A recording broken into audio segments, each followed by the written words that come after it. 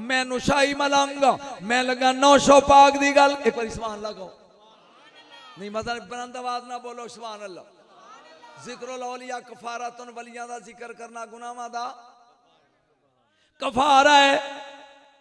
900 ਇਹਦੀ ਵਜ਼ਾਹਤ ਕਦੀ ਮੁਰਸ਼ਦ ਨੂੰ ਸਲਾਮ ਕਰਨ ਫਿਰ ਆਇਆ ਤੇ ਦੱਸਾਂਗਾ ਕਿ 900 ਆਂਦੇ ਕਿਨੂੰ ਨੇ। 900 ਦਾ ਅਸਲ ਮਫਹੂਮ ਕੀ ਹੈ, ਨੌਸ਼ਾਈ ਮਰਤਬਾ ਕੀ ਹੈ। ਲੇਕਿਨ ਮੈਂ ਦੱਸਣਾ ਸੁਣ, 9 ਸ਼ਾਈਆਂ ਦਾ ਮਾਲਿਕ। ਇੱਕ ਵਾਰੀ ਸੁਭਾਨ ਅੱਲਾਹ ਕਹੋ, ਫਿਰ ਗੱਜ ਕੇ ਕਹੋ ਸੁਭਾਨ ਅੱਲਾਹ। ਸਰਕਾਰ ਦਾ ਇੱਕ ਮੁਰੀਦ ਹੈ, ਬਸ ਇੱਕ ਨਿੱਕੀ ਜੀ ਕਰਾਮਤ ਲੱਗਾ ਸੁਣ। ਕੀ ਹੈ?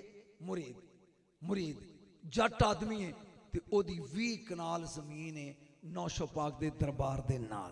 बिल्कुल नवी करामत सरकार दी पढ़ लगा सूर। किन्नी जमीन है? 20 कनाल। तहसीलदार दी लगदी है, कानूगो दी भी लगदी है।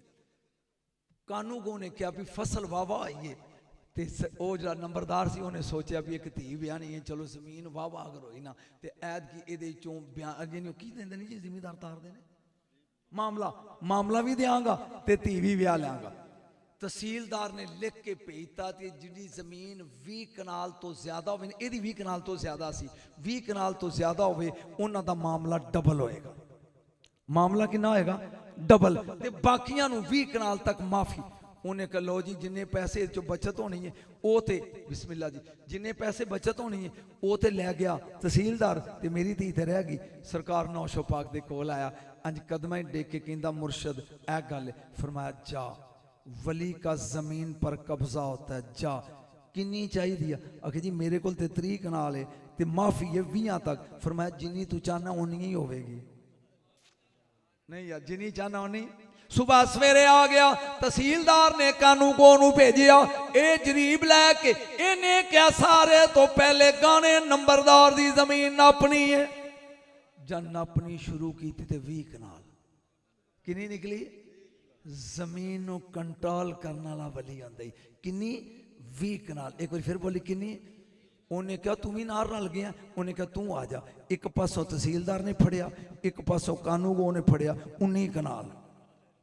उन्हें कहा अजे भी तसली नहीं, फिर नापीए 18 कनाल। अंज हाथ जोड़ के पूछता है जमीन तेरी 30 कनाल है, ये जरीबां च पहला नापीए तो 20, फिर नापीए तो 19, फिर नापीए तो 18। फरमाया 900 का धक्का लगा, नापी जा घटदी जाएगी।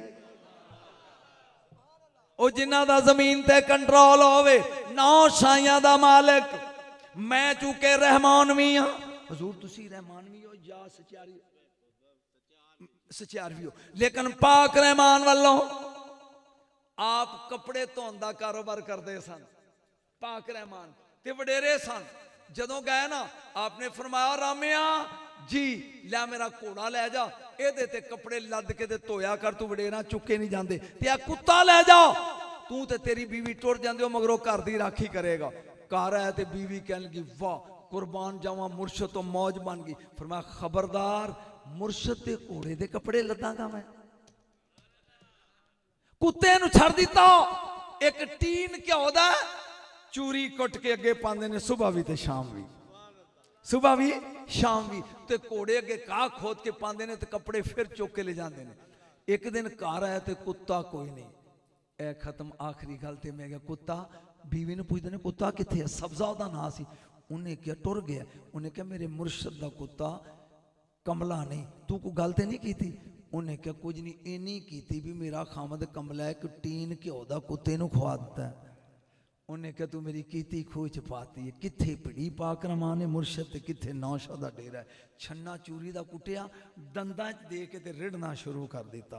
12 मील रिड़ के गए। जदों गए ना अगे ते सरकार 900 पाक ने फरमाया सब्जिया होन ते तेरी मिसर बन के आउंदा, मन जा। उठ के गले ना ला के फरमाया कि रामा सहज पाक रहमान करता है, जा तेरे मेले उत्ते 1.25 लाख वली आया करेगा। ये ताकत है 900 दी। 1.25 लाख। मैं इन्हां अखां नाल वेख्या मुर्शद तुहाडी भी उमर वावा वेख्या हो जाएगा। नहीं जी जिहड़ी गल मैं लगा कर वो हजूर तुसी अखी वेखी होएगी, इन्हां नूं दस्सिया जे। आपने फरमाया जा पानी दी कमी होएगी। फरमाया रामे नूं 1.25 लाख वली दी लोड़ नहीं जिथे पानी ना होवे। और कुरान की कसम साडे मुर्शद की करामत अज भी जारी है। फरमाया जा दिन के 12 बजे 9 जेठ नूं मैं चना लैके आ जाऊंगा खूह तेरे च। हजूर वेख्या जी, इन्ना अखां नाल वेख्या, ठीक 12 बजे दरिया का पानी उस खूह च आउंदा। हजूर आउंदा ना, घरां दे नलकियां दा स्वाद भी बदल जाता है। इनू कहंदे ने नौशो, ये अब्बास की नस्ल है। नौशो गाजी अब्बास की नस्ल